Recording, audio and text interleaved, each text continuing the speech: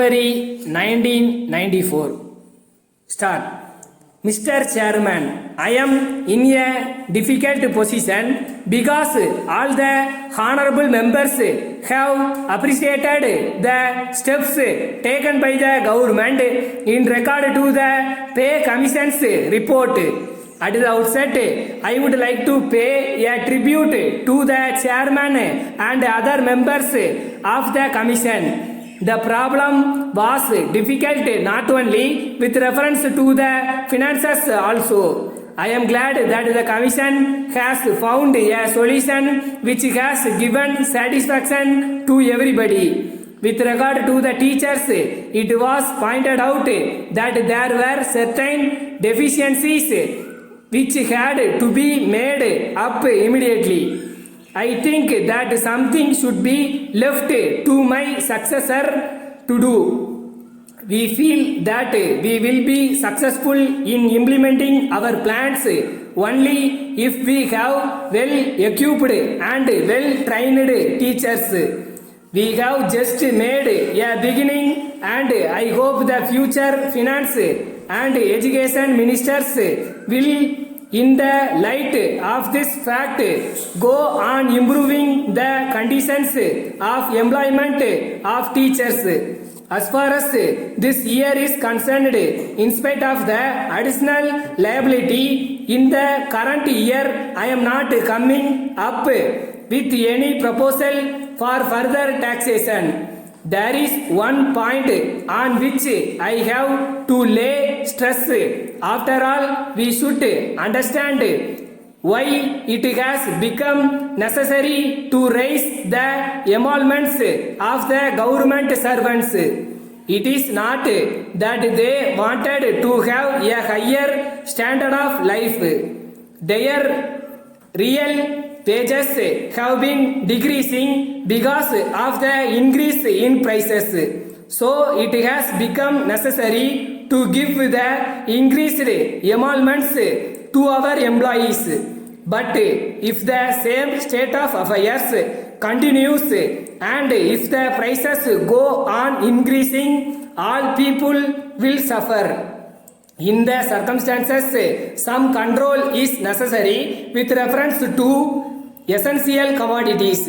I hope that steps will be taken to control prices so that it may not be said that while on the one hand we are giving increase in emoluments, on the other hand it is absorbed by the increase in the prices of essential commodities.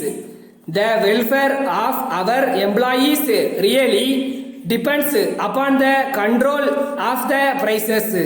If that is not done, all the efforts that we have made and all the additional liabilities that we may have undertaken will be of no value. So it is necessary for this House to consider the ways and means of bringing about stability in the prices of essential commodities.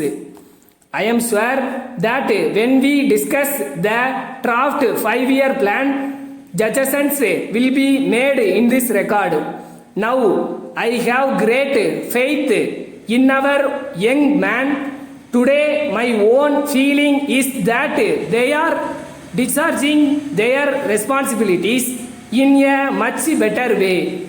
This is not in any way a criticism of the older generation, but these young men desire to have a better future. Most of them are efficient and good. They have a good knowledge of their work and they are doing their duties very well. That is perhaps the hope for our future. Letter dated 3rd September 1990 from the General Stores, Madras to Thiru S. Hari, 5 Gandhi Street, Madras. Dear Sir, we are glad to hear from our market assistant that you are interested in purchasing a wet grinder. We thank you for the keen interest that you have taken in our wet grinder. We know that this is used almost daily in every home. So we are aware of the great care that is taken by people in purchasing the right grinder. You know that this is not a commodity that one can see and purchase at once. It will be used day after day for many years. So we are sure that it can be brought only after very serious consideration.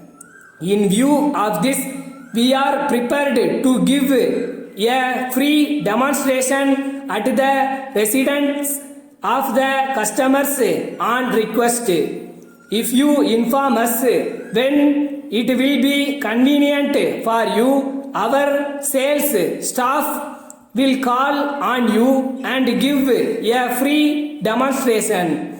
In this way, you can satisfy yourselves about the quality of the machine.